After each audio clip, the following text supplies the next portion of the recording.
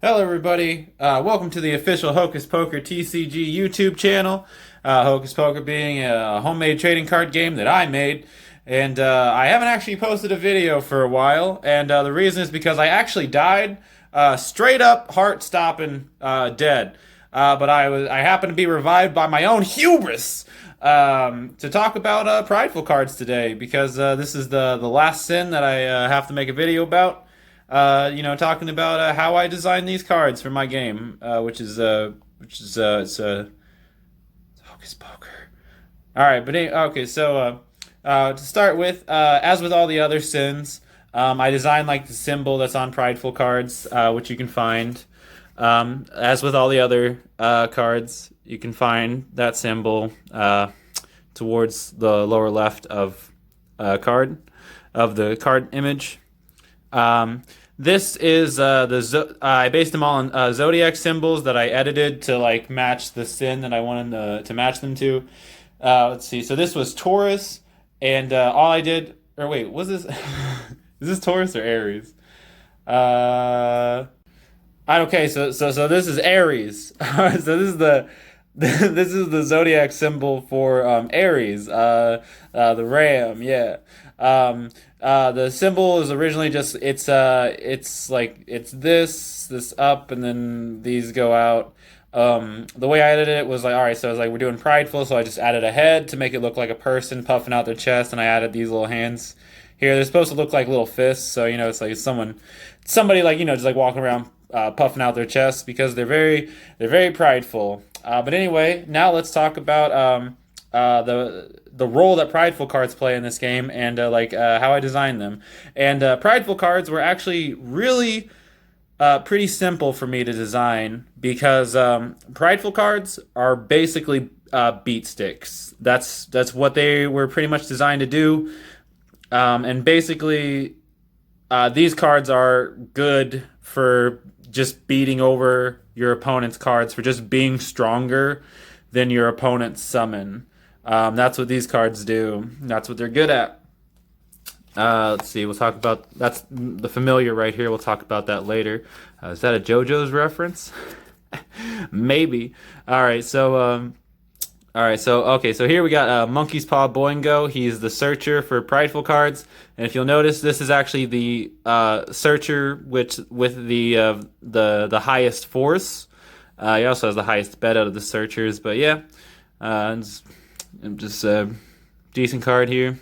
If you couldn't tell, he's based on Monkey D. Luffy because I'm a huge fan of One Piece. Definitely go check it out. I will shill One Piece any day. I don't care. So we got the Luchador, and what the Luchador can do is you can switch your opponent's summon with a card that's in their muck. Ooh.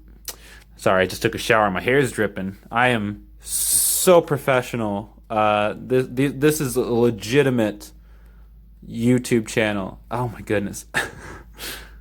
Okay, all right. So the Luchador, right? All right. So the Luchador, what he can do, he can switch what your opponent has for their summon. They can switch that with a card in their muck. So it's like so like if your opponent has like a summon with a higher force than the Luchador, it doesn't matter. Just switch their summon out and find a card in their muck that has a lower force than Luchador, and there they go. Yeah. So yeah, these cards are all built to just win in the battle calculation, like winning in like figuring out just who has the strongest summon. Like these cards are meant to do that. Let's see, we got Yo-Yo A Go-Go. This is a pretty decent card. So it's like so he has the highest force that a card with a bet of 4 can have. I mean, like just like on the card, like their base stats. I mean, I'm pretty sure I have other cards that have 1200 and a bet of 4, but Yo-Yo Go-Go is different because he uses yo-yos. He can return to your, like if he would go to your muck, he goes right back to your hand. And the idea behind him was just to have just a recurring, decently low cost card that you can throw out as your force, and you'll probably be able to beat over at least a couple cards. It's just a decently reliable card because like when you play this card, like you can just get it back next turn. So like even if he loses a round, it's like you can still throw him back, or like you can do other stuff with him. Yeah. Uh, let's see. We got the School Spirit. Oh, and also prideful cards, because like they're trying to have like the highest force. Prideful cards are also going to have the majority of the effects that boost their force and boost other cards' forces. And that's what the School Spirit does. She's a ghost cheerleader. She's the School Spirit. So what she can do is like you can select a card, any card, so it can be your opponent if you want to do that. I don't know if you're trying to do some tricky stuff, but you can boost any card's force by 400. But if the card is prideful, they can get an extra 600 because I mean that it just makes sense. Like if someone who's really prideful is having someone cheer for them, like it's gonna boost their power level. You know what I'm saying? All right, let's see. We got the hero is here.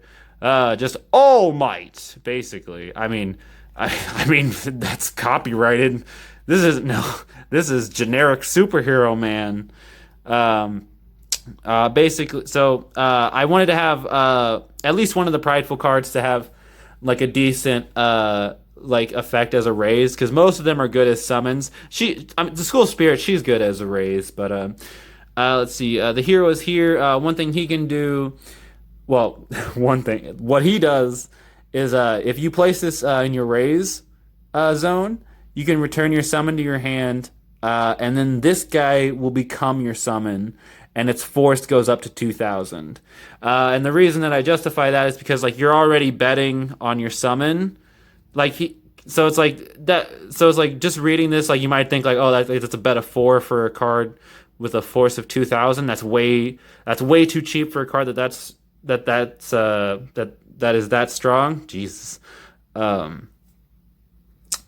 I justify it because it's like you've already played a summon, so like like even if you only bet like 2 or 3 coins on it, like that right there would bust this up to a 6 or a 7 because like you've already bet. So I think it's fine. And yeah, just like it's like having an effect like that. Like he's a hero. Like like your weaker summon was gonna get assaulted. It was gonna get beat over, but then the hero is here and he shows up. Yeah, so that's the hero is here.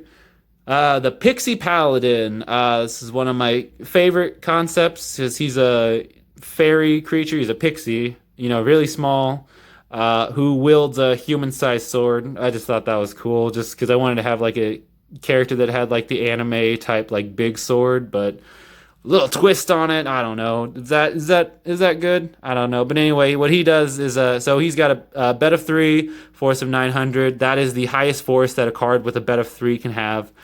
So right there, it's like you got a cheap card that can probably beat over anything else that costs 3. But he also has an effect that you can flip a coin, and if you call it right, his force goes up by 2,100. So if you call the coin flip right, you get 3,000 force card for a bet of 3, which is pretty ridiculous. I might actually have to nerf that. And also, you'll notice on some of these cards, some of the cards like the purple is a little bit darker, and that's because those were the first printing of cards. And I made the purple lighter. It might not show up that well on my camera, but it does look. The purple is a lot lighter than it looks on the camera. Is all I'm trying to say. But these purple cards, I got them out of the Prize Fighter starter deck from Hocus Poker, which features mostly prideful cards as well as greedy cards. So yeah, Pixie Paladin. We got the Shonen Trash. Basically, all right. So the Shonen Trash, it's like he's a shonen character. He gains the power of friendship. So what you can do is you can reveal one card in your hand. You can then place that revealed card's bet, and then you boost this card's force by the force of the revealed card. So if I had the hero is here in my hand, I show it, put 4 soul coins into the pot, and then this card's force would become 2200 because 1200 plus 1000 is 2200. So that's really strong. And it's like yeah, so yeah, that's pretty. I think that's pretty decent. Let's see, one of my favorite cards, one of my favorite artworks. If I can be prideful for a bit, we got the shimmying swashbuckler. She's an armless swordswoman who wields a sword in her mouth, and if she's the first summon that's revealed in the round, then the round will end right after she is, like right after every summon's revealed. So like you won't have a chance to activate any raises to try and beat over her. So yeah, you'd be betting a lot for her, but she's pretty strong with a force of 2,000, and with an effect like that, it's like if you're not ready for it, she's gonna take you out before you even know it. We got Shrek, or as he's known in this game as the Banjo Group. God, please don't sue me, anyone. DreamWorks, I love your movies. Don't hurt me. This is a different character. He's inspired by Shrek. The Banjoger, this guy, he's he's a hillbilly. He's very prideful. You can't tell him anything. Yeah, you can't tell this guy anything. So like that's reflected in his effect. He's unaffected by other card effects. So basically, if your opponent's like trying to, like get rid of your summon because like they can't deal with it, like if like a force of 1800, that's pretty good. Like if your opponent like tries to pull any effects to get rid of this card, they can't do it because he's unaffected by other card effects. He's just so stubborn that you can't affect him with anything. I mean, that also means that you can't affect him with anything either. I mean, like when he's on the board, like you can add this card to your hand with the Monkey's Paw Boingo. Let's see. All right. And let's see, the last card before we talk about the familiar spirit for Prideful, we got the Chrono Crusader. This guy, so it's like, if this is your summon, you can keep it as your summon. Let's see, so like you'd still have to place this card's bet, but you could keep it as your summon. So like normally like your summon, like once like you've played it, it just goes straight to your muck. But like with this guy, you could keep it up even if it loses a round. Like even if it gets beat over by another summon, you can still keep it as your summon. You just have to pay its bet. And the thing is like you can boost its force by 200 each round that you keep it in for. So it's like that's I might actually have to nerf that. Just maybe make it like 100 that it gets boosted by. But yeah, that's the Chrono Crusader. He's a time traveler. Supposed to be like kind of like a mix between the Terminator, Trunks from Dragon Ball Z, and Marty McFly from Back to the Future. I don't know. I don't have any original ideas. Anyway, all right, here we go. The familiar, the Crossroad Blues. All right, and yeah, the familiar for the Prideful Sin. Again, just like I wanted to keep the Prideful cards effects like pretty simple, mostly like oriented on beating over your opponent. And what this guy does, whatever your summon is, he's just a permanent 300 point boost to your summon's force. So this is just a permanent buff to your summon. That's basically what he does. So yeah, so it's like even if you're like playing, I mean like you're probably gonna be playing cards that aren't just Prideful too, but like yeah, it's like even if you're like playing like a kind of like a weaker card on like something like with like 900 as compared to someone with like 1,000, like you would beat over it because like then this card's force would go to 1,200 because of just this guy buffs. Yeah, I figured like that's just a really simple effect for the familiar of the Prideful Sin to have. And basically, if you don't know, yeah, this is JoJo's reference. I don't know how many of you guys are anime fans. If you're not, you should be. Get your life together. Okay?